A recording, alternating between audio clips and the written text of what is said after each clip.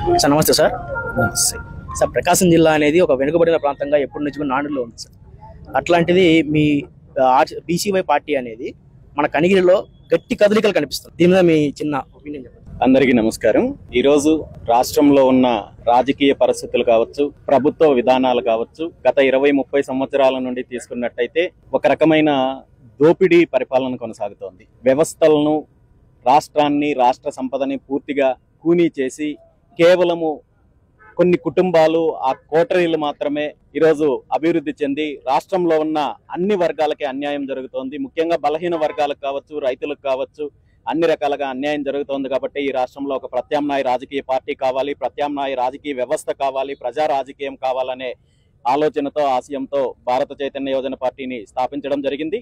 ఎన్నికల తర్వాత ఈరోజు రాష్ట్రం మొత్తం మీద కూడా ప్రస్తుతం ఉన్న ప్రభుత్వ పరిపాలన గురించి కానీ, గతంలో ఉన్న పార్టీ యొక్క ఆ ప్రభుత్వం యొక్క పరిపాలన కానీ చూసిన తర్వాత రాష్ట్ర ప్రజలు ఈ విషయంలో పూర్తి క్లారిటీతో ఉన్నారు. ఖచ్చితంగా ఈ రాష్ట్రంలో ప్రత్యామ్నాయ రాజకీయం కావాలనేసి, అందులో భాగంగా ఈరోజు ప్రకాశం జిల్లాలో తీసుకుంటే రాష్ట్రం మొత్తం మీద కూడా వెనకబడిన జిల్లా అనే కంటే కూడా వెనక్కి నెట్టేయబడ్డ జిల్లా ఈ ప్రాంతము. ఎందుకంటే ఈ ప్రాంతానికి వెలుగొండ లాంటి ప్రాజెక్టులని చిత్తశుద్ధితో గతంలో ఉన్న ప్రభుత్వాలు కావచ్చు, ఇప్పుడున్న ప్రభుత్వం కావచ్చు పూర్తి చేసినట్టయితే ఈ 2-3 జిల్లాలకి అన్ని రకాలుగా సాగునీరు, తాగునీరు అందించి రైతులకు మంచి జరగడంతో పాటు పారిశ్రామికంగా అభివృద్ధి చెంది యువతకు అన్ని రకాలుగా మంచి జరిగే అవకాశం ఉన్నప్పటికీ కూడా పాలకులు కేవలము ప్రాజెక్టులు అంటే ఇది ఒక రాజకీయ అంశంగా తీసుకొని ఇందులో అవినీతి కోసం ఎక్కువ పాకులాడటం వల్ల ఈరోజు ఈ ప్రాంతం వెనకబడే అవకాశం ఉంది. వెనకబడిన దానికి కారణమైంది. ఖచ్చితంగా రాబోయే రోజుల్లో చైతన్యం తీసుకొస్తాము, ప్రజల్లో మార్పు తీసుకొని వస్తాము.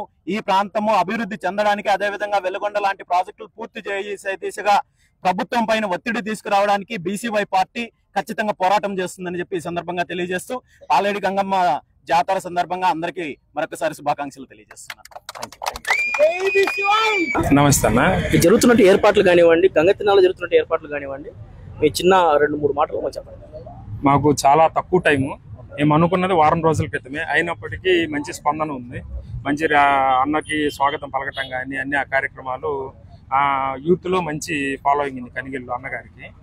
గంగతిన్నాళ్ళు రామచంద్ర యాదవ్ గారు అందరూ బాగా కలిసి విజయవంతం చేయాలని కోరుకుంటున్నాను. అన్న, కనిగిరి ప్రాంతానికి రామచంద్ర యాదవ్ గారు ఇది మొదటిసారి కాదు, గత 4-5 సార్లు వచ్చున్నారు.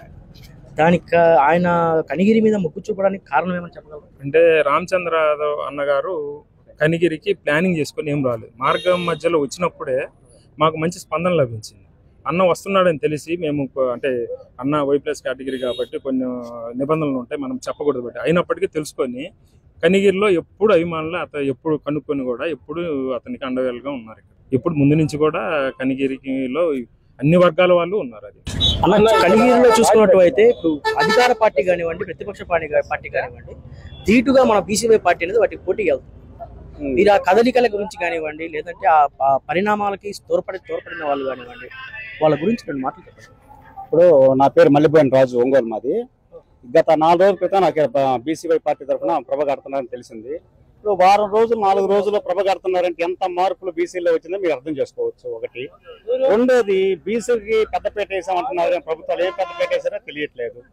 ఒకటి.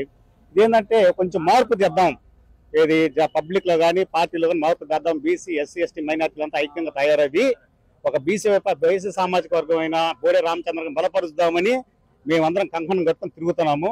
ఇది 100% నీతి నిజాయితీగా చేస్తున్నాము. ఏదో షో చేయడానికి రావట్లేదు. ఆయన కళ్ళల్లో పడదాం, ఆయనకు ఫోటోలు దిగుదామని మేము రాలేదు.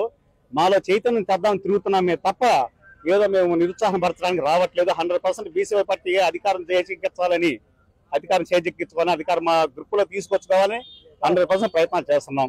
జై బీసీవై, జై బీసీవై.